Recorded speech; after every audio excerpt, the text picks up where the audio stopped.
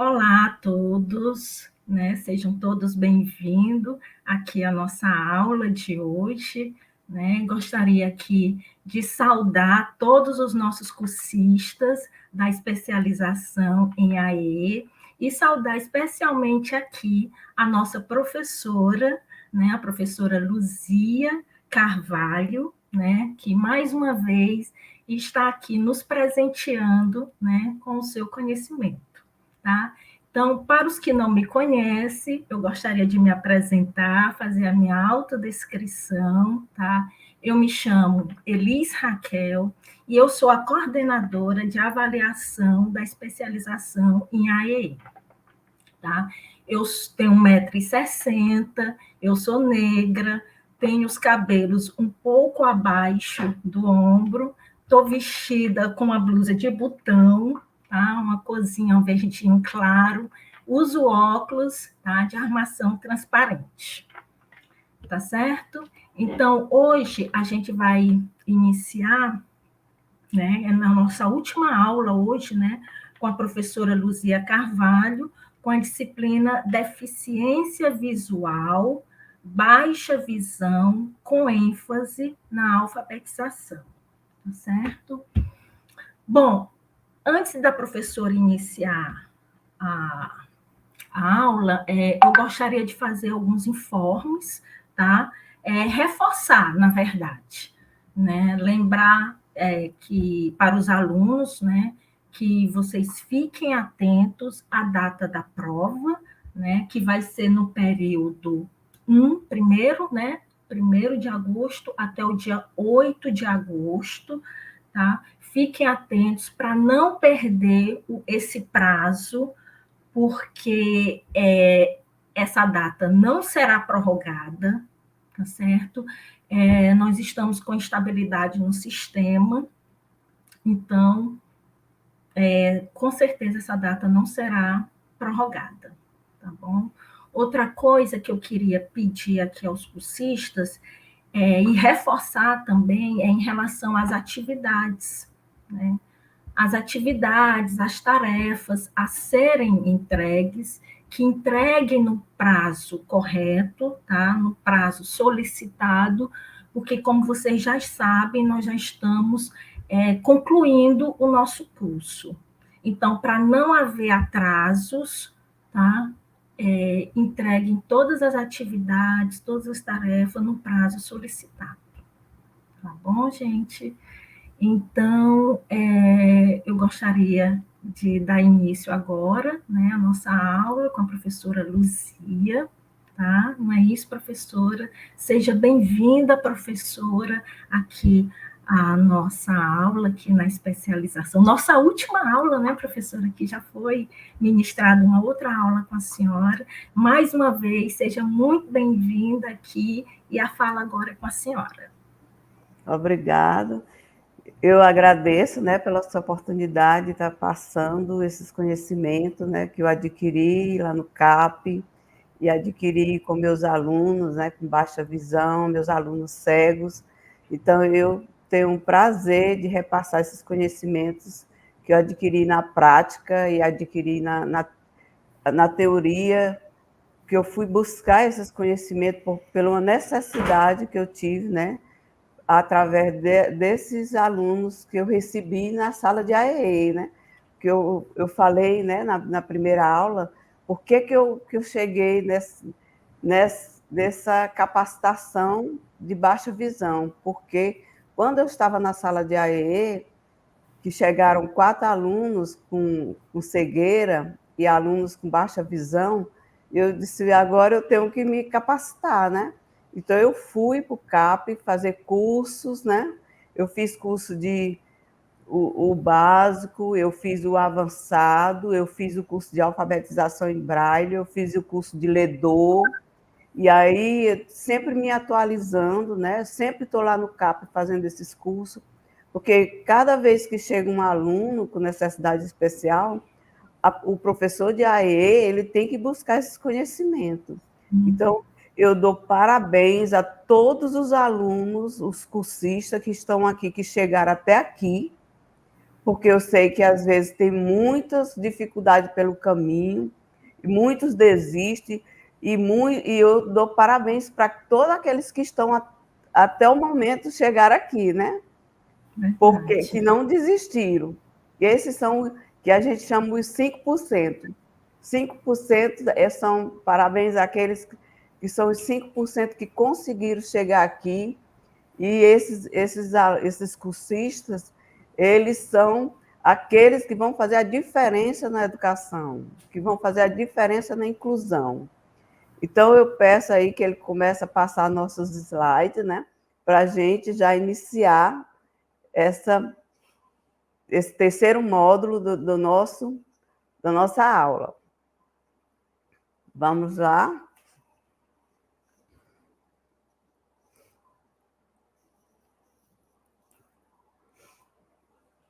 Aqui a gente vai falar do papel do professor de AEE. Nós vamos falar hoje de adaptação para os alunos de baixa visão, né? Porque o aluno de baixa visão, quando o professor, ele vai aprender quando o professor acredita na capacidade do aluno aprender. E aí, quando esse professor acredita, ele possibilita a aprendizagem. Então, a gente tem que autorizar esse aluno a aprender. Esse aluno só vai aprender quando o professor autoriza, o professor diz: você é capaz, você vai aprender, você pode aprender. Porque quando o professor autoriza, o professor vai procurar recursos, o professor vai se capacitar, o professor vai buscar meios para ele aprender.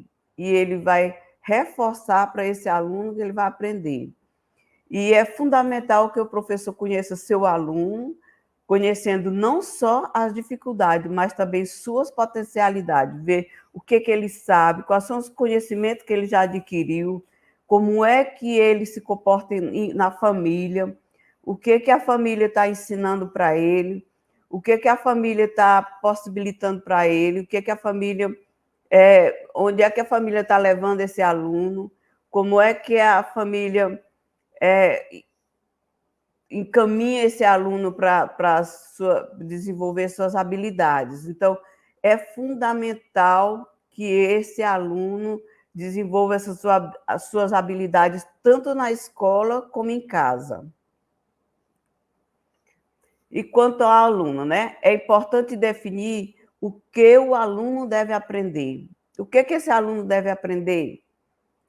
Ele deve aprender, desenvolver as habilidades motoras amplas, ele vai desenvolver depois a coordenação motora fina, depois ele vai aprender os pré-requisitos da leitura e da escrita, ele vai aprender os pré-requisitos da matemática, que a gente se preocupa muito com os pré-requisitos da leitura e da escrita, mas aí os pré-requisitos da matemática, ele deve aprender também como e quando o aluno vai aprender,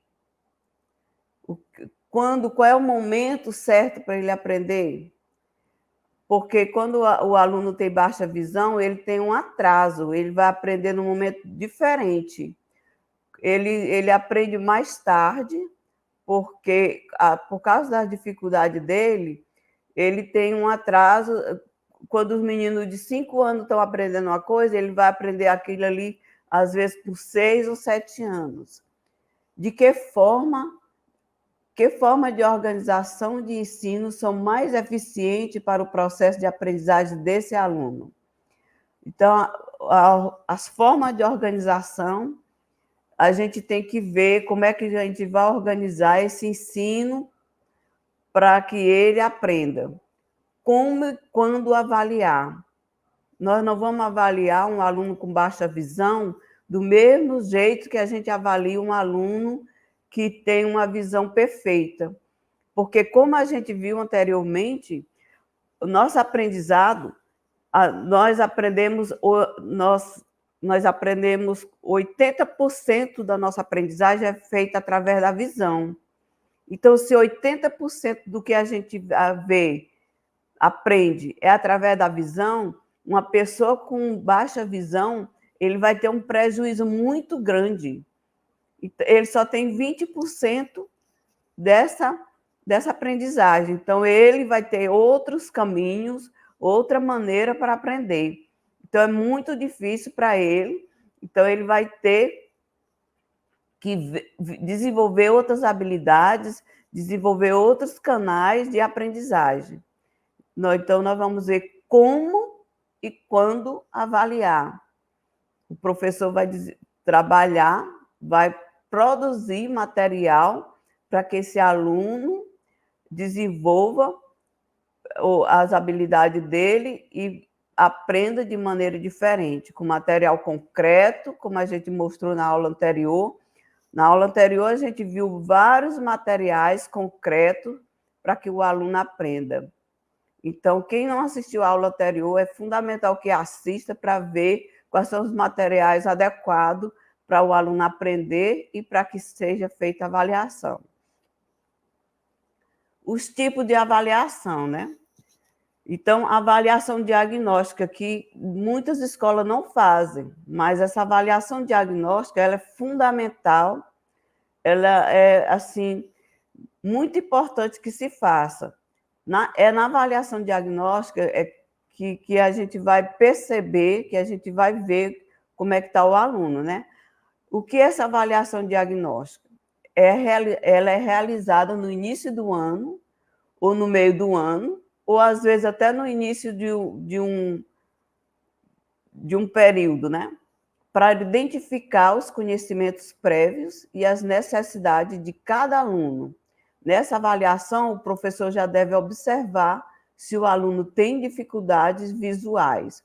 Então, nessa avaliação diagnóstica, quando o aluno chega na escola, que às vezes ele não tem diagnóstico, às vezes ele não, a família não percebeu, um aluno chega assim, às vezes com 3 aninhos, com 4 anos, o professor vai fazer essa avaliação diagnóstica, às vezes até na creche, né?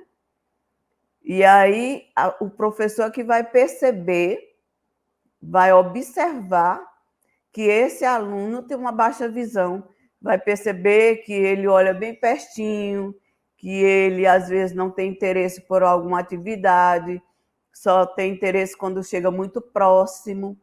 Então, nessa avaliação diagnóstica, o professor observa que ele tem baixa visão, então vai falar com a coordenação, e aí o professor não vai chegar direto para a mãe e dizer, né? Olha, seu filho tem problema visual, porque às vezes as mães ficam chateadas, elas não aceitam, né?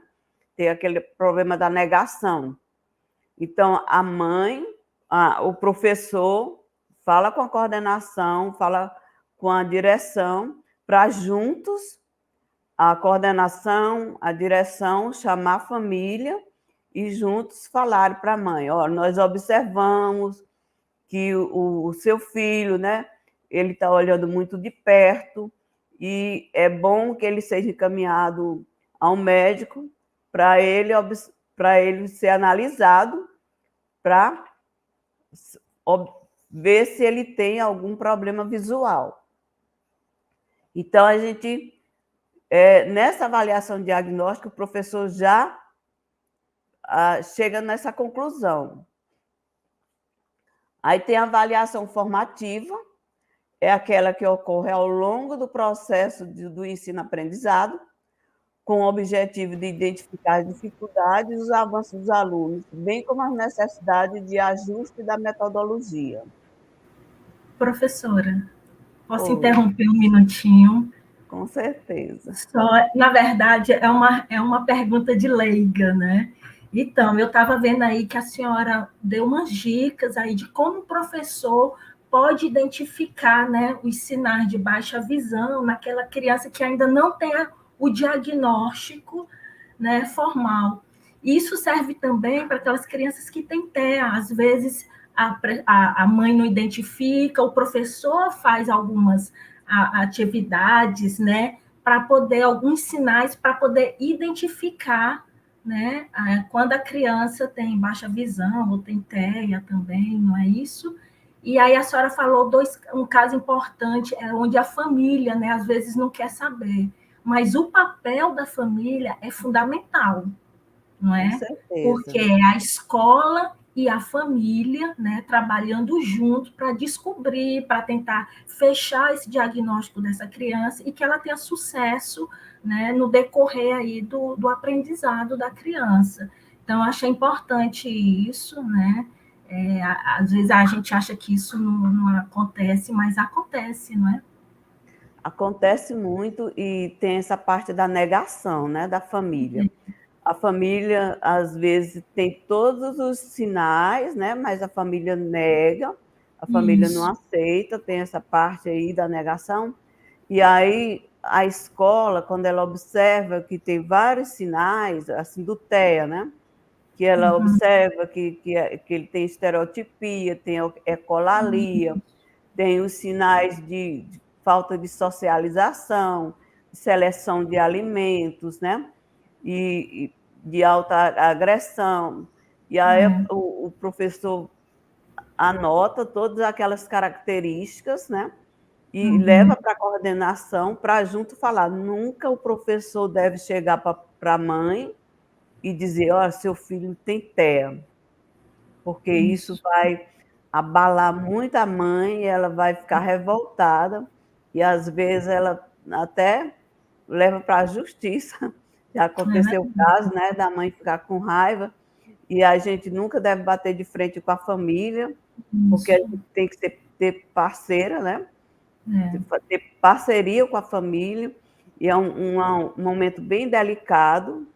Então, a gente conversa com a direção, e aí, por que eu estou falando isso para os futuros professores de AEE? Porque os professores de AEE que vão orientar os professores de sala regular. Aí, os professores de sala regular, eles não têm essa formação, né, de especialização.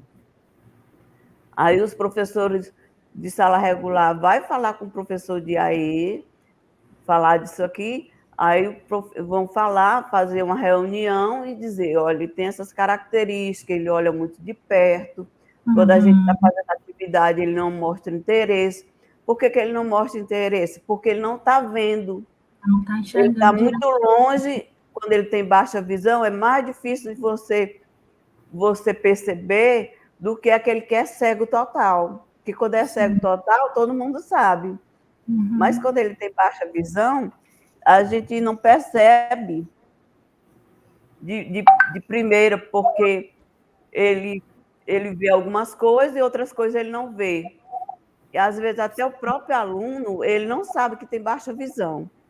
Então, às vezes a família não observa isso e chega na escola que a professora vai ver, que as professoras são top, né? Elas estão É. ali, aí ela vê que eu trabalho com vários alunos e vê vários comportamentos, né? Isso, Aí, isso.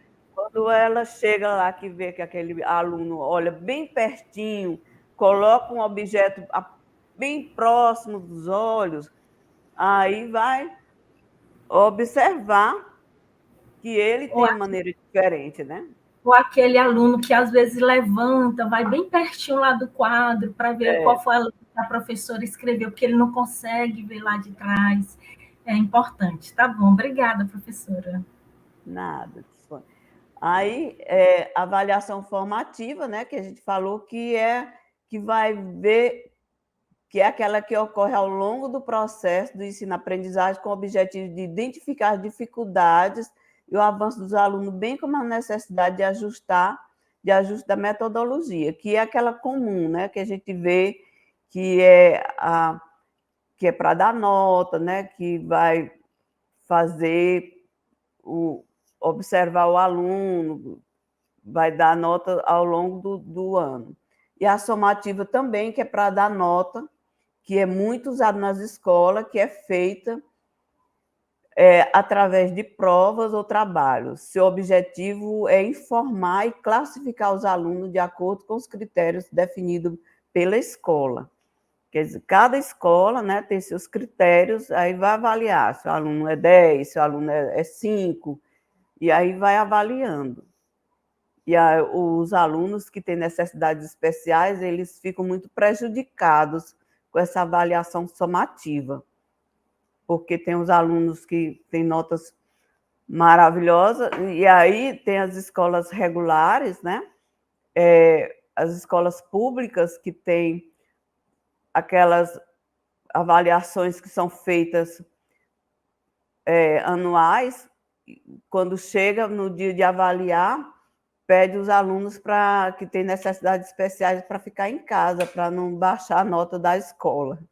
E aí eu até fico sorrindo assim, porque o aluno especial não tem uma prova adaptada para ele, e aí ele tem que sair da sala para não baixar a nota da escola.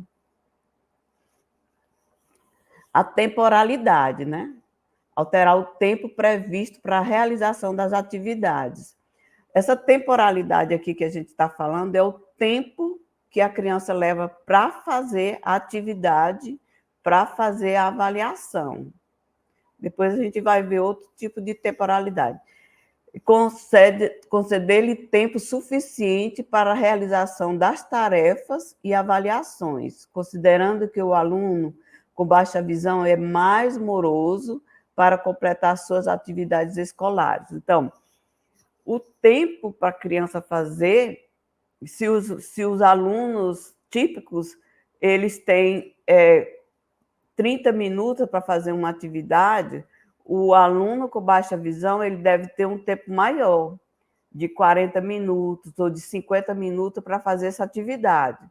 Não esquecer também que a fonte, né, que o tamanho da letra deve ser bem maior e que a atividade também deve ser reduzida. Se tem 10 questões, para o aluno com baixa visão, diminuir essas 10 questões para 7 ou para 8, ou conforme o aluno, às vezes, baixar até para 5 questões. E aí a gente vê o seguinte, se é na avaliação, né, a prova propriamente dita, aí tem uma questão para verificar se ele sabe somar. Às vezes o professor bota 3 questões de somar, ou bota 5 questões de somar. Então, se é para observar essa habilidade de soma, vamos botar só 2 questões de somar, que aí se observar que ele sabe somar, em 2 questões dá para saber se ele sabe somar ou não. Então, não precisa botar 5 questões de somar. E aí, bota um tempo maior e menor a quantidade de questões. Por quê? Porque ele fica muito cansado. A pessoa com baixa visão, a gente já viu, né? Que ele faz um esforço muito grande para ficar ali focado naquela atividade. Então, como aquele esforço é grande, ele cansa muito fácil. O tempo dele é menor, né? Para ele se concentrar. Então, ele cansa, o tempo tem que ser maior e as questões têm que ser menor. Alteração do nível de complexidade. Eliminação de objetivos, quando extrapola as condições do aluno, temporariamente ou permanentemente. Substituir os objetivos e conteúdos curriculares que não possam ser alcançados pelo aluno, em razão de sua deficiência, por objetivos e conteúdos acessíveis, básicos e significativos para o aluno. Então, quando o objetivo é muito alto para ele, é melhor eliminar aquele objetivo do que colocar esse objetivo e ele não conseguir alcançar.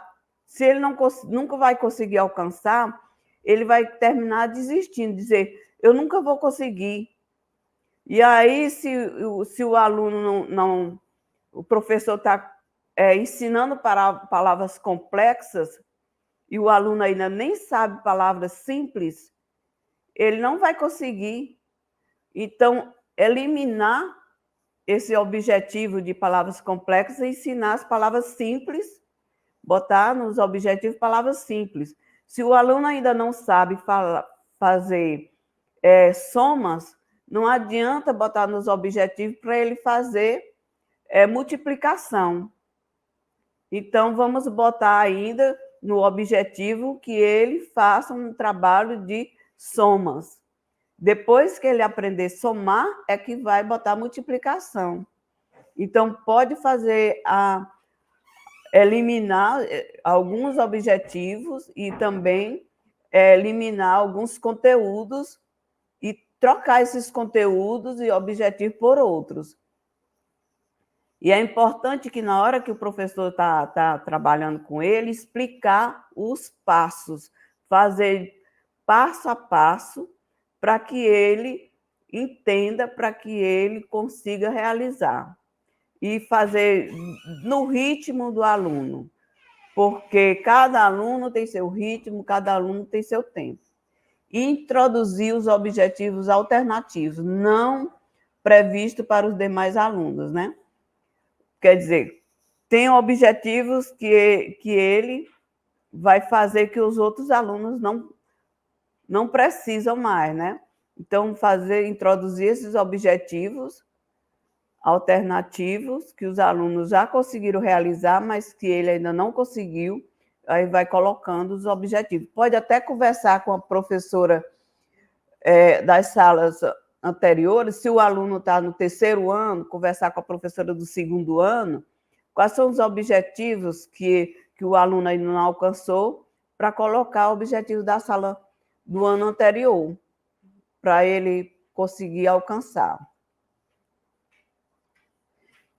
Diversificar as condições de acesso aos conteúdos. Porque se você ficar fazendo o conteúdo todo tempo do mesmo jeito, que tem professor que ensina, o aluno diz, eu não entendi, aí o professor ensina do mesmo jeito. Aí tem que diversificar essas condições, né? Ensinar de maneira diferente. Ah, não entendeu? Vamos ensinar de outra maneira. Alternando cópias do quadro com conteúdos ditados e auxílio dos colegas. Uma hora você copia no quadro com letras grandes, para que ele copie. Outra hora você vai fazer ditados, que ele vai ouvir e vai copiar. Outra hora você pede um colega ficar do lado para auxiliar, que é fundamental que tenha um colega do lado.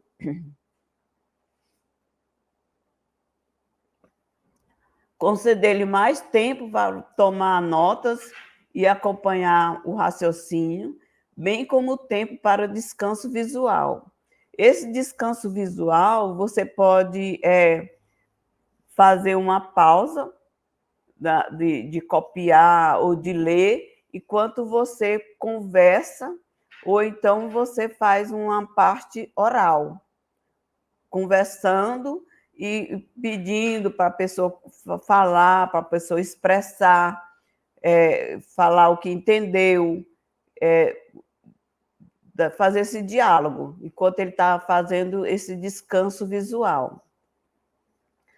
Com o objetivo de evitar a fadiga visual, deve-se organizar as atividades escolares, permitindo momentos de descanso ocular, leitura e escrita, alternando com perguntas orais, né, que a gente falou antes, atividades de lousa e escrita no caderno, com trabalhos de artes ou aula de educação física. Então, quando tem um aluno com baixa visão ou com cegueira na sala, o professor deve organizar de maneira diferente, né, suas aulas. Aí vamos fazer atividades de arte, pintura, né, fazer um desenho, alternar para não ficar muito de escrita, muito de leitura, para que o aluno tenha um tempo, né, para fazer esse descanso visual. Conteúdos complexos envolvendo raciocínio matemático deve ser explicado individualmente para o aluno em uma distância em que ele consiga enxergar e acompanhar toda a explicação. Aí o aluno fica perto, o professor deve chegar perto, né, do aluno, ele faz aquela explicação geral, e aí depois chega perto do aluno, explica individualmente para ele, enquanto os alunos estão fazendo a atividade, ele vai lá na carteira do aluno e explica novamente, em uma distância que ele consiga enxergar, aí vai explicando com calma, devagarinho, né? Para que ele consiga entender. E perguntar, sempre fazendo esse feedback. Você entendeu? O que você não entendeu? Perguntar para ele o que ele está compreendendo e o que ele precisa. Providenciar junto à direção da escola a ampliação dos materiais impressos e dos recursos tecnológicos necessários ao processo de ensino-aprendizagem do aluno com baixa visão. Pedir à escola que providencie o material, né? Imprimir com letras grandes todo o material dele, quando for fazer a prova, né? Fazer ampliado esse material. É um direito que o aluno tem desse material ampliado. Então, o professor digita lá e aí vai fazer ampliado esse material para ele. Porque se não fizer, ele não vai conseguir ler, mesmo que tenha uma lupa, alguma coisa, mesmo assim tem que ser ampliado. E a direção da escola, como a gente já falou antes, é feito o censo na escola, e durante esse censo é enviado para o MEC, que tem o aluno com necessidade especial, e vem o material. Aí vem dinheiro para comprar o papel adequado, né, que é o papel grosso, para imprimir, vem a máquina Braille, vem todo o equipamento de uma sala de AEE.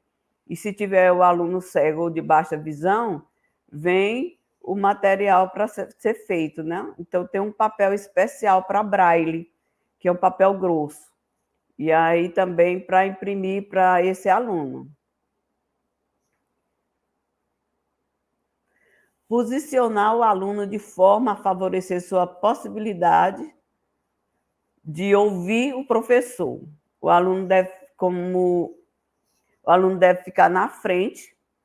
Aí, se ele tiver sensibilidade à luz, hipersensibilidade à luz, que tem uns que tem baixa visão, tem hipersensibilidade à luz.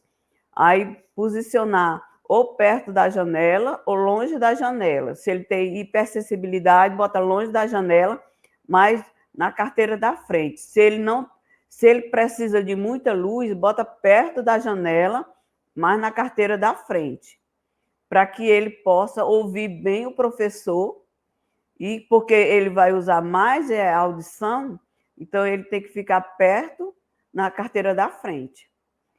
Disponibilizar o mobiliário da sala de forma a facilitar a localização e o deslocamento do aluno. Então, o mobiliário ele tem que estar numa posição bem certinha, né? Não ficar cadeiras no meio do corredor, né? As carteiras têm que estar bem posicionadas, nas filas bem certinho, não ficar carteiras fora da linha, porque senão, quando ele for caminhar, ele vai esbarrar nas carteiras e pode ter um acidente. Porque como ele vê só de bem pertinho, ele não vai ver, porque tem alunos que ele não vê nem abaixo do chão, né? Nem os pés dele ele não consegue ver. Então, o mobiliário da sala tem que estar numa forma bem correta. As mesas, tudo bem posicionada. Dar explicações verbais sobre todo o material abordado na sala de aula de maneira visual. Quando o aluno entra na sala de aula, você deve descrever o que tem na sala, né, nos primeiros dias, né? Entra na sala e diz: do seu lado direito tem a mesa da professora, tem o quadro, tem uma cadeira, aí vai descrever tudo o que tem na sala. Porque como ele tem baixa visão, às vezes ele vê até 30 centímetros ou 20 centímetros, ou até 1 metro, né? Então ele não vê o todo. Aí é obrigação do professor, ou então a pessoa que vai deixar ele lá, descrever o que tem na sala. E aí faz isso várias vezes até que ele tenha esse conhecimento. Até que ele bote na memória visual dele, né? Na memória dele, o que tem nessa sala. Adaptações relativas à prioridade de objetivos e conteúdo. Aqui perguntaríamos, né? Quais são as aprendizagens consideradas mínimas para a etapa e ano? Aí, o que esse aluno precisa aprender que ele está no segundo ano? Aí vamos ver lá no currículo o que o aluno do segundo ano precisa aprender. Aí ele precisa aprender a ler e a escrever. Ele precisa aprender as operações de matemática, a somar, a dividir. O que ele precisa aprender? Qual é o mínimo que ele precisa aprender? Porque você tem que ver qual é o mínimo que ele vai aprender. E aí vamos focar naquilo ali. Que conteúdos são chave para outros conteúdos posteriores, né? Que conteúdos ele precisa aprender para ele estar no segundo ano, para que ele chegue no terceiro ano? Que aprendizagens são mais urgentes para esse aluno? O que esse aluno precisa aprender? Quais são os objetivos que favorecem sua integração escolar a médio e longo prazo? Esses objetivos que favorecem a sua integração. Quais são esses objetivos para ele permanecer nesse ano escolar? As adaptações, ele está perguntando isso porque tem as adaptações da temporalização. A gente falou adaptação do tempo de fazer a atividade, tempo de fazer a prova, de fazer as avaliações. Agora, adaptações de temporalização. Porque tem as pessoas botam na cabeça que uma pessoa com necessidade especial, uma pessoa com TEA, uma pessoa com deficiência intelectual, uma pessoa com síndromes, ele não pode ser reprovado, ele não pode ser retido, né? E aí o aluno vai passando, né? Vai sendo promovido. Ele não sabe ler nem escrever, mas ele vai sendo promovido e vai passando de série até chegar lá no ensino médio sem saber escrever nem o próprio nome, né? Aí aqui nós estamos falando da adaptação na temporalização. Esse tipo de adaptação pode consistir no prolongamento do tempo de permanência do aluno num determinado nível de escolarização. Quanto tempo esse aluno pode passar no primeiro ano? O que esse aluno precisa aprender para passar para o segundo ano? Aí a gente vai ver o que ele aprendeu e aí a gente vai ver se ele pode passar para o segundo ano. Ele já adquiriu as habilidades do primeiro ano, o mínimo que ele poderia aprender para passar para o segundo ano? A adaptação da temporalidade pode ser também uma modificação das previsões do tempo para determinados objetivos e conteúdos que previamente foram considerados prioritários. Então, nós vamos traçar os objetivos para aquele aluno, para que ele possa atingir aqueles objetivos, para ele passar para a série seguinte. Os objetivos dele, não os objetivos da sala. Mas se ele atingir aqueles objetivos, ele pode passar para o ano seguinte. Mas se ele não conseguiu atingir aqueles objetivos, ele vai ser retido. para que ele consiga atingir aqueles objetivos. Por exemplo, o aluno está no primeiro ano, o professor traçou os objetivos que ele consiga segurar no lápis com movimento de pinça, que ele consiga sentar na cadeira, que ele consiga ter o mínimo 30 minutos de atenção sentado, que ele consiga fazer garatujas organizadas, que ele consiga ter um movimento de coordenação motora fina.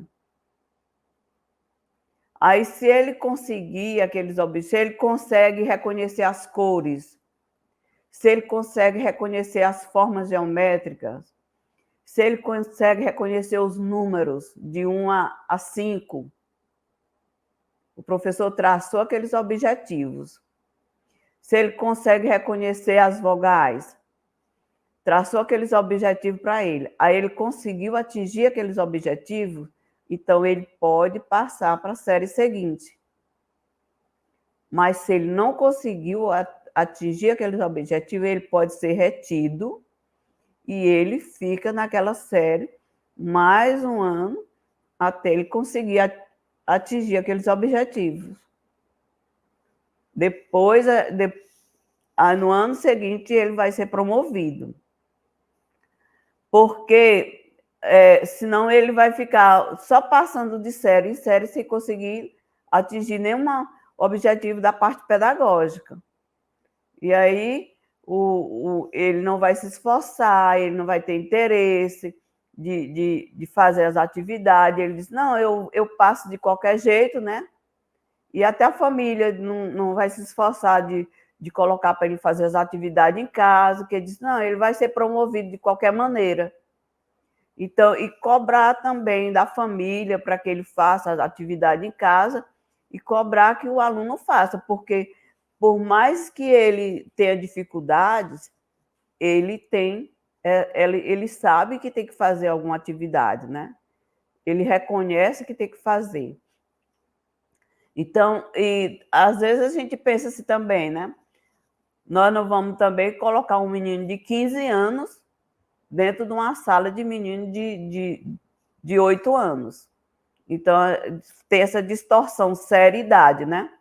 Então, a gente vai promovendo ele passa 2 anos numa série, 2 anos em outra, mas a gente vai promovendo quando ele atinge aqueles objetivos traçados para ele, o mínimo que ele pode atingir.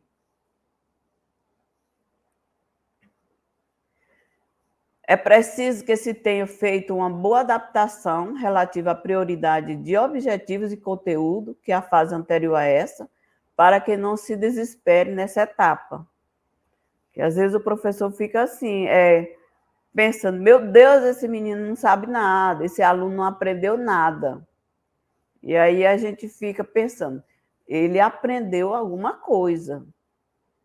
E é fundamental que trace esses objetivos, né, com clareza, conforme o que o aluno precisa, conforme a necessidade do aluno, né? Ele tem baixa visão, e aí você vê qual é o nível dele, qual é a necessidade dele, para que ele possa atingir os objetivos. Dê fundamental importância às habilidades de relacionamento pessoal. Esse é um fator decisivo para o equilíbrio que buscamos na inclusão escolar. Então, as habilidades, né, do relacionamento pessoal é muito importante, porque o aluno com baixa visão, às vezes ele se sente incapaz, ele se sente inferior aos outros, fica com a autoestima baixa, dizendo, eu não consigo, eu não vou fazer. Então, a gente tem que estar incentivando, né, para que ele se sinta capaz, para que ele possa realizar essas atividades.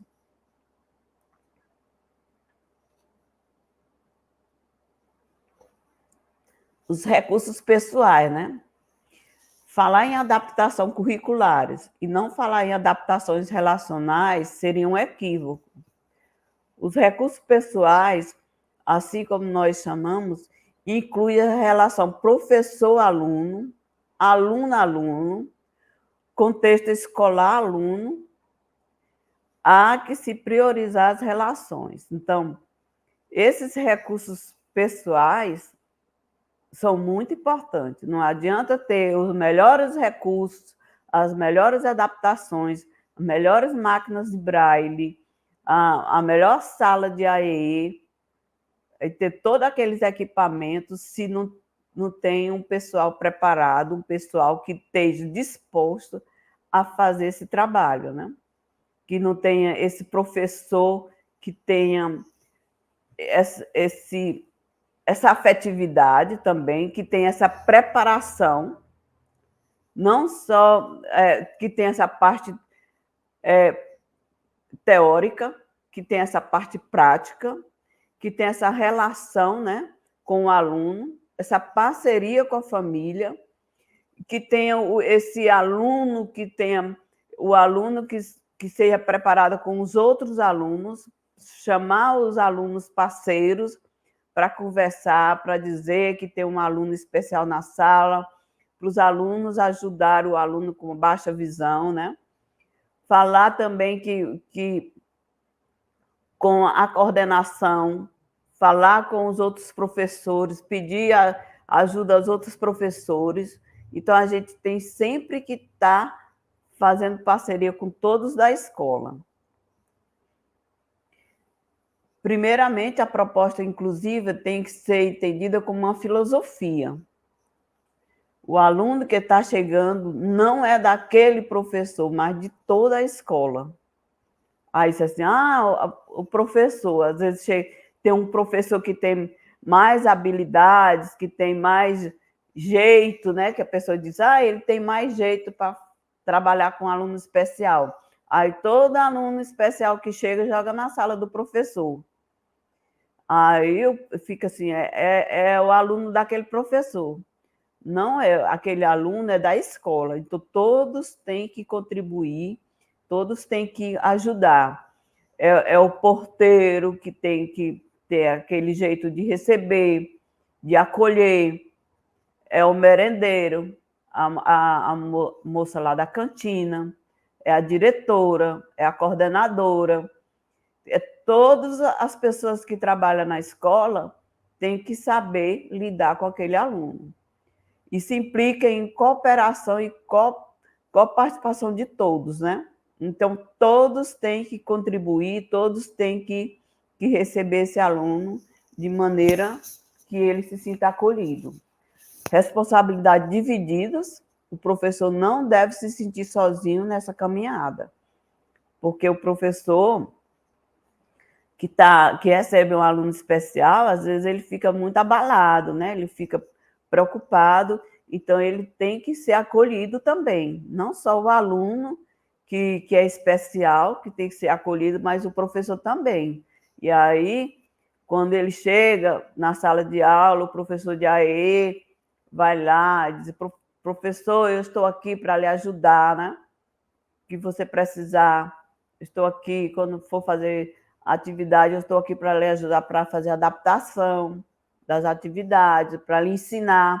Não é que o professor de AE vai fazer adaptação sempre, mas ele vai ensinar o professor da sala regular a fazer adaptação e depois ele vai caminhar só, né? E aí, mas tem que ter essa parceria com todos da escola. Aí tem, se o aluno for a dificuldade dele for muito grande, né? Para enxergar, se ele precisar de um AT, né? Ou de um AP, cada escola fala de um jeito, e tem que ter essa pessoa para ajudar. Não é para botar a responsabilidade dessa pessoa que está lá para ajudar. A responsabilidade é do professor de fazer as atividades junto com o professor de AE.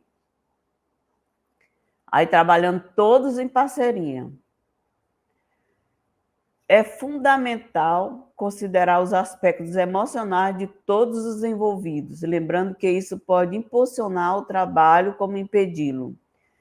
Se o professor ficar muito angustiado, ficar muito preocupado, isso aí pode impedir o avanço do aluno. Então, o professor tem que ter calma, saber que aquele aluno vai aprender num ritmo diferente, que ele não vai aprender do mesmo ritmo dos outros alunos, porque tem escola que cobra, né, que o aluno aprenda, que dê um resultado rápido. Então, não é para a pessoa ficar angustiada. Então, tem que ter um equilíbrio emocional. Conflitos emocionais, ansiedade, insegurança, tanto do aluno especial como do professor, dos colegas de sala, dos pais ou de outros, geram instabilidade e precisam ser trabalhados, né? Então, tudo isso pode ser trabalhado, né, dentro da sala de aula, vamos conversar, o que está acontecendo, né? Tem coleguinhas, né, que ficam ansiosos quando vê um aluno especial na sala de aula.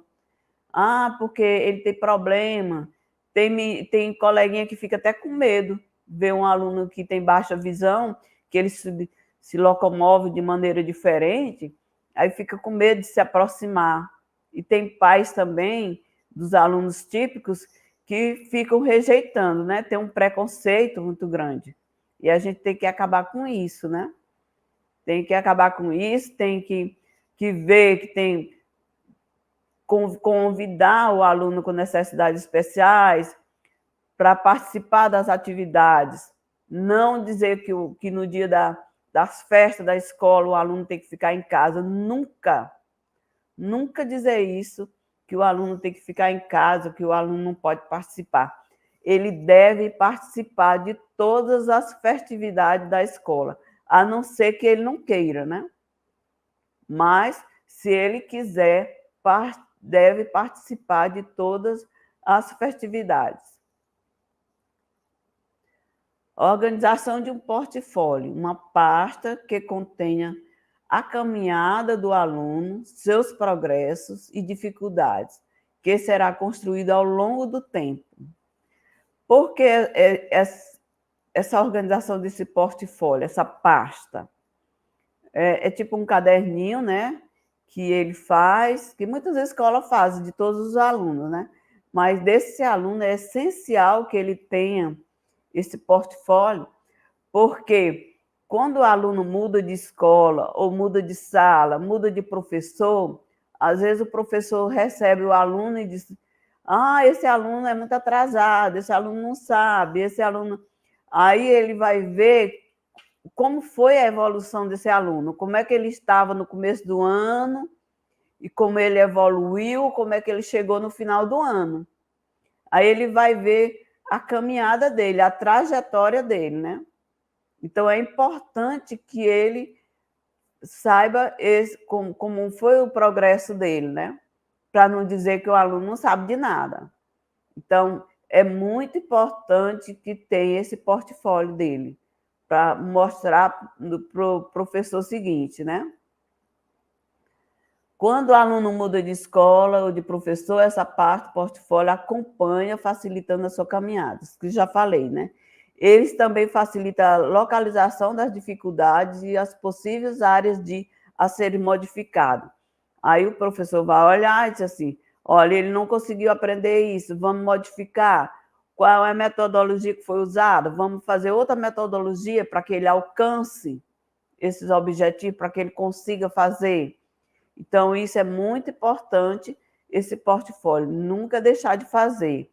Pedir os professores da sala regular que faça isso, que organize e entregue para os pais e dizer para os pais ter cuidado com isso, que é para entregar para os professores de outra escola, né? Se ele for para a mesma escola, a escola guarda para entregar para o professor da série seguinte.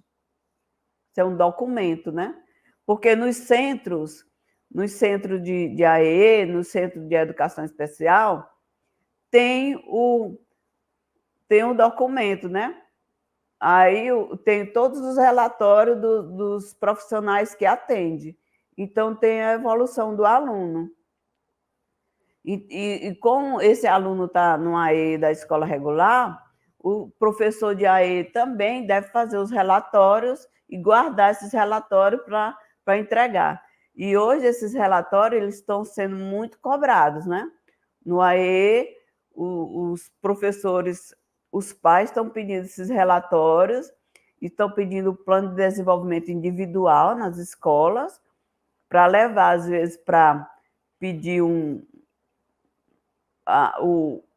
médico neuropediatra está pedindo, né? Então, esse portfólio já é um caminho também para fazer o relatório. Orientações aos professores de alunos com necessidades educacionais especiais. Isso aqui são orientações que os professores de sala de AEE vão dar para os professores da sala regular. Né? Entender a dificuldade apresentada pelo aluno. Então, o professor tem que entender qual é a dificuldade apresentada pelo aluno, se ele tem comorbidade, se ele tem mais de uma deficiência ou não, se ele tem só a baixa visão, ou se ele tem outras comorbidades. Às vezes o aluno tem baixa visão porque ele teve uma outra doença. Por que ele tem essa baixa visão? Ele teve várias doenças na primeira infância que causou a baixa visão. Às vezes tem criança que tem baixa visão e tem TEA, tem baixa visão e tem TOD, tem baixa visão e tem outra doença, né? Ou tem outra síndrome. Aí você tem que ver, tem crianças que têm, assim, tem transtorno e tem uns que são bem debilitados, né? São frágeis. Aí você tem que entender por que ele tem a baixa visão. E aí, dependendo do porquê que ele tem a baixa visão, ele vai aprender de um jeito ou de outro, né? Ou ele vai ser mais focado, ele vai ser mais disperso, ou vai aprender mais rápido, ou vai aprender mais devagar. Dar orientações positivas, né? Nunca dizer que ele não é capaz, que ele não pode, dizer que ele... você não vai conseguir, vou botar isso aqui para você porque você não vai conseguir. Sempre dizer, olha, você vai fazer isso aqui, você consegue, você é inteligente, você vai dar conta, aí dá condições dele fazer. Não comparar, dizer, como fulano fez e você também, e você não fez? Como é que alguém conseguiu e você não consegue? Nunca comparar, mesmo que tenha 2 alunos com a mesma deficiência, nós não devemos comparar, porque até nós que somos típicos, né? Nós não devemos comparar, porque às vezes um dormiu bem, outro não dormiu bem, a gente não está na mesma sintonia, né? Então, a gente nunca deve comparar. Nós não comparamos nem 2 irmãos gêmeos, que às vezes têm temperamentos diferentes, têm condutas diferentes, né? Não devemos nunca comparar os alunos, principalmente alunos com necessidades especiais. Conversar sempre que necessário. Sempre que necessário, conversar com a criança, conversar com o professor de sala regular, conversar com os pais. Toda vez que o professor de sala de AE for entregar a criança, conversar, quando for receber, perguntar como é que ele dormiu hoje, como é que ele está na sala de aula, na sala regular. Sempre que necessário, dar uma pausazinha para conversar, e conversar com a criança. Na hora que a criança chegar na sala de AE, conversar com ele, fazer essa acolhida. Como é que você está? Aí ele vai conversar, verbalizar, dizer como é que ele está, né? Como é que você veio para cá hoje? Você está bem? Aí, quando for iniciar a atividade, dá as instruções claras e diretas. Hoje nós vamos fazer uma atividade de pintura. Você vai pintar, escolher as cores, né? Aí, hoje nós vamos pintar com as cores. Aí vai dizer as cores que vai pintar, né? Você vai pintar com o azul e o verde, ou o vermelho e o amarelo. Aí você vai dizer bem direto para ele e falar bem claro. Aí dá as coordenadas bem diretas. Fazer críticas construtivas. Quando ele fizer uma coisa que não está legal, olha, naquele dia você pintou bem melhor. Hoje você não pintou dentro da linha. Você quer fazer de novo? Você quer refazer? E nunca, em hipótese alguma, se ele escreveu alguma coisa e não está legal, você vai apagar. Porque se ele escreveu e não ficou bom, foi uma construção dele, foi o que ele produziu, e aquilo ali é uma construção dele, você não vai apagar. Você pode pedir para ele apagar. Se você quer apagar para fazer melhor, você pergunta para ele. Aí ele vai dizer se quer apagar ou não. Aí você quer apagar porque não ficou legal. Aí ele vai apagar e vai fazer melhor. Se você consegue fazer melhor do que isso. Então, é uma crítica construtiva. Aí ele vai apagar e fazer melhor. Aí, parabéns, você conseguiu fazer bem melhor. Não esperar a perfeição, porque muitas vezes a gente quer que a criança faça assim, da melhor maneira possível, né? E aí ele não vai fazer perfeito, porque ele ainda está em processo, ele não vai conseguir fazer perfeito, né? E claro que a gente espera que ele faça bem, né? Que ele faça bem, consiga realizar com clareza, mas a perfeição ele não vai conseguir fazer. Manter o contato com os pais regularmente, né? Que a gente já falou anteriormente, que essa parceria com os pais é fundamental. Monitorar as tarefas, pedir para ver as tarefas, se está fazendo, porque às vezes, como a criança é especial, né? Tem baixa visão, tem muitos pais que não cobram de fazer as tarefas, levam a tarefa para casa e não faz. Os pais super protegem, aí sai, está cansado, não quer fazer. Aí super protege e não faz, mas tem que cobrar e tem que fazer.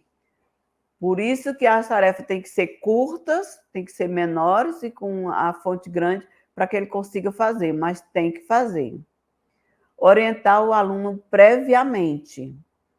Então, esse aluno, ele tem, se tiver uma atividade diferente na escola, aí tem que orientar para ele, ó, amanhã vai ter uma festa, aí orientar. Hoje nós vamos, depois do intervalo, vai ter uma atividade diferenciada, que vai ser no pátio.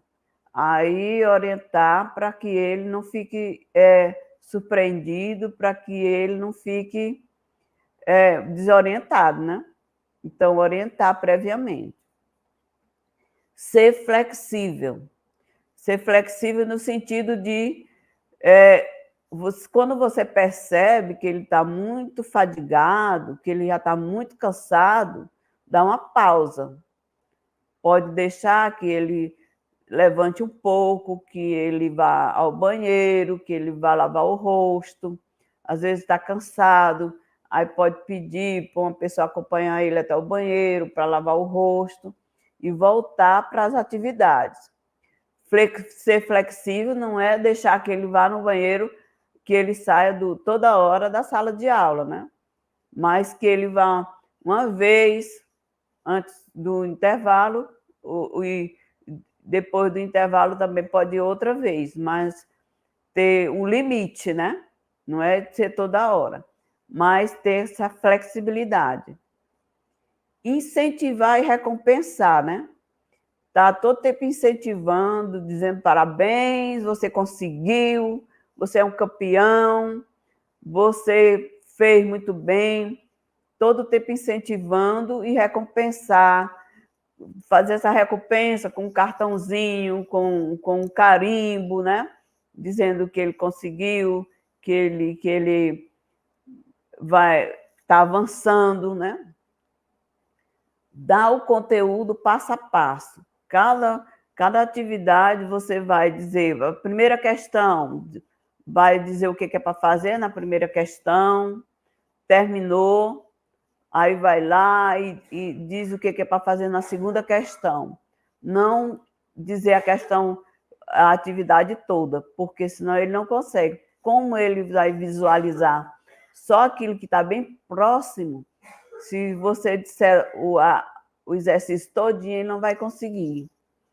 Reduzir os estímulos, né? Tirar os estímulos, né? Que tem muita coisa assim em cima da mesa, tirar e deixar poucos estímulos. Tirar aquelas canetinhas, né? Muitas canetinhas, muitas coisas, deixar só o material essencial para a atividade, porque vai tirar o foco do que ele está fazendo.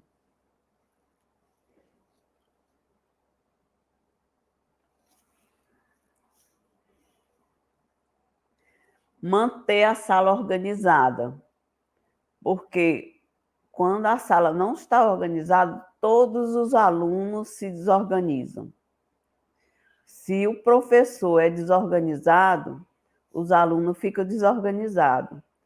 Se o professor fala muito alto, os alunos também falam alto.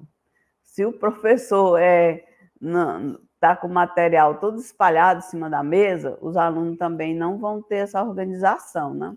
Então, é fundamental que a sala esteja organizada. Apresentar a rotina escolar. Falar para o aluno, ó, primeiro nós vamos fazer isso, depois nós vamos dizer tudinho. Primeiro tem a acolhida, segundo atividade, a professora vai ministrar um conteúdo, depois os alunos vão fazer atividade, aí apresentar toda a rotina. Depois tem o intervalo, tudo bem organizado para que o aluno se situe, né? Alternar atividades que possa se movimentar, atividade de leitura, atividade de escrita, atividades. Isso aqui nós falamos, né, anteriormente, para que o aluno não fique cansado. Permitir algum movimento que o aluno possa levantar um pouquinho, né? Preparar o aluno para mudanças de rotina, também a gente já falou, focalizar mais o processo do que o produto, porque a gente fica muito focado no produto, no resultado, na prova, na nota, né? Tem muitos pais que se preocupam muito com a nota, só quer saber da nota, e aí não foca no processo, né? Então, a gente tem que ver o processo, quanto que aquele aluno se esforçou para fazer aquilo ali, quanto que como é que ele fez, como é que ele se organizou para fazer aquela atividade. Dá mais importância à qualidade do que à quantidade. Aí a gente vê de novo na quantidade de atividades que são feitas, né? Que a gente vai reduzir a quantidade e ver a qualidade do que foi feito. Separar os alunos dos pares que estimulam o comportamento inadequado. Se tiver perto do aluno com baixa visão, um aluno que é muito agitado, um aluno que fala muito, aí você vai separar ele, colocar um aluno mais calmo perto dele, porque Se ele estiver perto de um aluno agitado, ele vai se desorganizar. Então, separar esse aluno com comportamento inadequado, botar mais longe um pouco, né? Colocar a criança com um patutor, colocar perto de um... Sempre tem algum aluno que gosta de ajudar, né? Gosta de... professor, eu vou ajudar ele. Aí sempre tem um coleguinha que gosta de estar ajudando. Quando for orientar o aluno com baixa visão, fala perto dele. Estabelecer limites e regras. Como os limites e as regras são para todos, então, para o aluno com baixa visão também, ele também tem que obedecer os limites e as regras. Enfatizar os aspectos emocionais na aprendizagem, né? Então, quando a gente estabelece que a gente tem uma afetividade com o aluno, ele aprende com mais facilidade do que o professor chegar com a cara ruim, né? O professor mal-humorado. É mais difícil do aluno aprender com aquele professor que chega com a cara ruim, com a cara trancada, o professor que não dá um sorriso para o aluno, é mais difícil dele aprender. Então, esse aspecto emocional, né? A gente tem que ter afetividade com o aluno para que ele possa aprender com a gente, né? Não enfatizar o fracasso. Nunca a gente vai dizer que o aluno não consegue, você não é capaz. Isso é destruir o aluno, né? Nunca enfatizar o fracasso. Em alguns momentos, permitir brincadeira, diversões e criar um ambiente informal. Mas isso aí, assim, no final da aula, você pode fazer uma brincadeira com os alunos, né? Ou na sala de AE, tem 15 minutinhos, 10 minutinhos no final, né? Fazer um momento lúdico. No AE, a gente faz um momento lúdico, bem no finalzinho, né? Para que ele se descontrair, para poder relaxar, né? Não usar sempre demonstrações práticas, né? Quando o aluno tem baixa visão, é mais fácil usar demonstrações práticas com material concreto. Fazer perguntas curtas e claras. Aceitar respostas curtas e claras. Quando você vai fazer perguntas escritas, né? Botar pergunta bem curtinha e clara. Não tem... Porque hoje a gente vê que tem muita contextualização, né? Nas atividades, vai contextualizar e bota um texto bem grande, aí depois faz a pergunta. Então, para o aluno com baixa visão, aquela contextualização, quando ele termina de ler, ele nem consegue mais entender o que ele leu. A não ser que ele tenha um ledor, uma pessoa para ler para ele, e depois ele lê uma vez ou duas vezes, para depois ele responder. Mas se ele for ler, como ele lê bem devagar, porque ele vai ler com lupa ou bem próximo, ele tem muita dificuldade para ler. Então, quando ele termina, ele não sabe mais o que foi que leu. Então, fazer um texto pequeno e depois fazer perguntas curtas e claras e também aceitar as respostas curtas. Dar instruções passo a passo, que a gente já falou, reduzir as tarefas escritas, aumentar o tempo e permitir o uso de calculadora na hora que ele for fazer as atividades matemáticas. Isso é um direito do aluno fazer o uso de calculadora, viu? É um direito adquirido por eles. Tanto o aluno com baixa visão como o aluno com deficiência intelectual. Ele pode usar a calculadora. Aí os outros coleguinhas vão dizer, professora, por que ele pode usar a calculadora e eu não posso? Aí você vai explicar que ele é uma pessoa com necessidades especiais e ele pode usar a calculadora. Sim, gente. Agora nós vamos falar do Centro de Apoio Pedagógico, o CAP. Vocês conhecem o CAP? Quem conhece o CAP? Quem já visitou o CAP? O Centro de Apoio Pedagógico, né? Como é que ele surgiu? Por que ele surgiu? Vamos ver aí quem é que já conhece o CAP, quem é que já visitou, quem é que sabe quem é o CAP. Devido às dificuldades nos atendimentos de pessoas com deficiências visuais, que a gente chama DV, e a falta de professores especializados, a escassez de materiais para estudos e pesquisa dos alunos, tanto no Braille quanto no de tipos ampliados, foram criados os centros especializados para dar suporte ao atendimento destes alunos. Então, os alunos com deficiência visual, eles não tinham para onde ir, não tinham professores para atender esses alunos, a maioria não eram alfabetizados, eles não tinham professores que pudessem ensinar para eles. Era assim, muitos deles ficavam em casa mesmo, não ia para as escolas, né? E não tinha professores especializados. Então, o primeiro centro foi fundado em 1994, em São Paulo. O projeto dele serviu de modelo para os demais centros. Primeiro foi fundado em São Paulo, o CAP, né?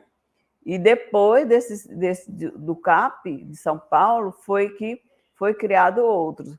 Muitos professores de Teresina foram para São Paulo para estudarem lá, para fazer curso em São Paulo, para vir depois para Teresina, para botar o CAP de Teresina. E de outros estados também, né? Não só de Teresina, do Piauí, mas de outros estados foram para São Paulo. Objetivos do CAP, né? Garantir às pessoas cegas e de baixa visão o acesso ao conteúdo desenvolvido nas escolas regulares, assim como o acesso à literatura, à pesquisa, à cultura por meio da utilização de equipamentos tecnológicos e da impressão dos livros em braille. Então, lá no CAP, lá tem máquinas, né, que o material que os alunos têm na escola regular, eles levam para o CAP e lá eles colocam em braille. E lá eles fazem as provas, né? Os alunos que já leem braille fazem as provas em braille. É levado o material com antecedência e é todo passado por braille, os livros, né? E os CAP orientam os pais e os professores das escolas regulares onde os alunos estudam. Então, tem todo um trabalho de orientação dos pais e dos professores. Os pais frequentam lá e fazem cursos, tem os professores também que fazem curso, que tem aluno cego, né? Organiza curso para a formação continuada e de capacitação para os professores que atendem os alunos com deficiência visual. Então, lá no CAP, daqui de Teresina, ele tem os cursos o básico, tem o avançado, tem o curso de ledor. Todo ano tem, não sei se tem 2 vezes por ano, mas todo ano tem o curso, é gratuito, e qualquer pessoa pode se inscrever para fazer esses cursos. E esses cursos dão direito ao professor para atender o aluno, né, na sala de aula regular ou nas salas de AEI, né? E também os alunos, os que fazem o curso de ledor, quando tem concurso, eles chamam os alunos para aplicar a prova de ledor, né? tem que ter o certificado, que antigamente qualquer pessoa podia aplicar prova, desde que tivesse o ensino médio, podia aplicar prova para pessoas cegas ou pessoas de baixa visão, mas agora só pode aplicar prova quem tem o curso de ledor, tem que levar o certificado. Os CAP oferecem o serviço de núcleo de produção de braille, que tem como objetivo criar materiais didáticos e pedagógicos, como livros e textos em braille, ampliados e sonoros, produzir mapas, gráficos, tabelas e outros, né? Para distribuição aos alunos matriculados na rede regular de ensino. Então, eles fazem lá, tem um pessoal preparado, né, para a produção desse material. Faz ampliação, aí tem o material sonoro, né, os mapas que são com texturas, tem os gráficos também, né, que são... E os cursos, quando tem curso lá, é produzido muito material que fica lá, né? Material de alfabetização, material do Soroban. Aí tem curso também de Soroban, que é a matemática, né, para pessoas cegas. O núcleo de apoio didático pedagógico também, que tem no CAP, que é o espaço contendo o acervo de materiais e equipamentos específico ao processo de ensino-aprendizado, tendo a função de apoiar os alunos, professores e comunidade. Então, nesse núcleo de apoio didático-pedagógico, eles têm vários equipamentos, né, para apoiar os professores e toda a comunidade. Qualquer pessoa pode ir lá, né, para ver o material, usar esse material lá dentro do centro, né?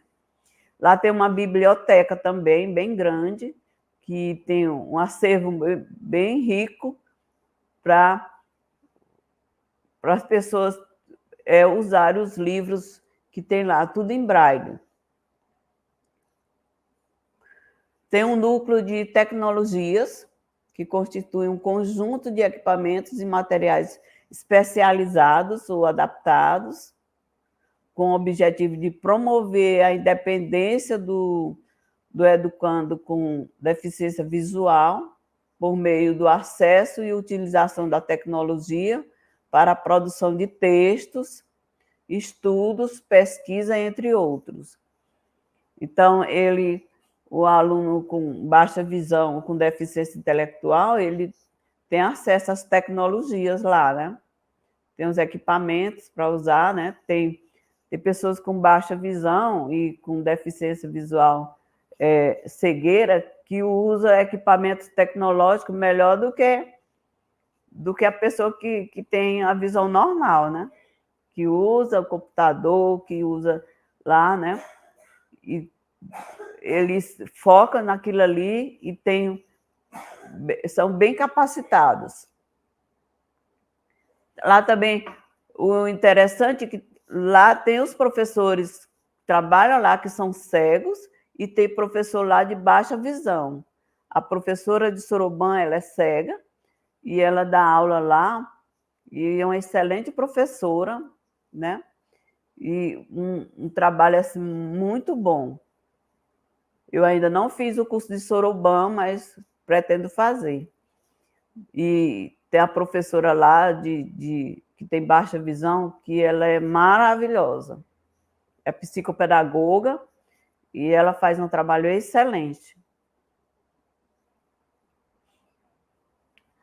Também no CAP tem um núcleo de convivência, que é um espaço interativo planejado para favorecer a convivência, a troca de experiências, pesquisa e desenvolvimento de atividades lúdicas e culturais, integrando pessoas com deficiência visual e pessoas videntes, né? Eles fazem passeios, eles fazem cursos, eles organizam conversas, né? Palestras. Lá também tem um espaço, né, de interação, né, de quando eles fazem festinhas, né, e é muito bom lá. Aqui é o prédio, né, que é do CAP, que é lá na Rua Desembarcador Mota, sem número, no bairro Monte Castelo. Fica bem perto da Avenida Barão de Castelo Branco. Tem também um espaço sensorial lá, no CAP. E aqui, gente, nós deixamos, né, nossas informações, e eu digo aqui, para sair do papel para a ação, exige muito mais do que uma boa vontade. Com certeza precisamos de persistência, de criatividade e, principalmente, uma visão crítica sobre diversidade. Nós precisamos muito de cada um de vocês para que essa inclusão aconteça, para que essa inclusão seja efetivada, e a gente acredita que vocês que chegaram até aqui, né, que vocês vão fazer a diferença na inclusão, que vocês vão conseguir fazer essa diferença. Professora Elis Raquel, deixo a palavra com você. Muito bom, professora Luzia. Estou aqui encantada com a sua aula, viu? Eu queria agradecer e dizer que foi uma aula de hoje, foi extremamente enriquecedora, não é? E esclarecedora também, né? Muitas dicas, né, para nós professores, para a gente poder saber como atuar, né, no assunto de baixa visão, viu? Então, professora, em nome da coordenação, eu quero agradecer mais uma vez, tá, a sua aula, né, a sua excelente aula, né, seu material riquíssimo, né, com informações e dicas para todos nós, professores, e especialmente para os nossos cursistas, né, em AEE. Tá ok? Obrigada, professora. Essa é a nossa última aula, não é isso? E lembrando mais uma vez que a nossa prova vai ser no período de 1º de agosto até o dia 8 de agosto. Tá bom? Então, a senhora quer Eu que finalizar? agradeço pela confiança, né, de estar aqui com vocês, né? E eu espero que tenha sido proveitoso, né? Que os alunos consigam mesmo chegar até o final. E eu confio que eles cheguem lá, né? E façam a diferença. Um abraço a todos. Muito obrigada, professora.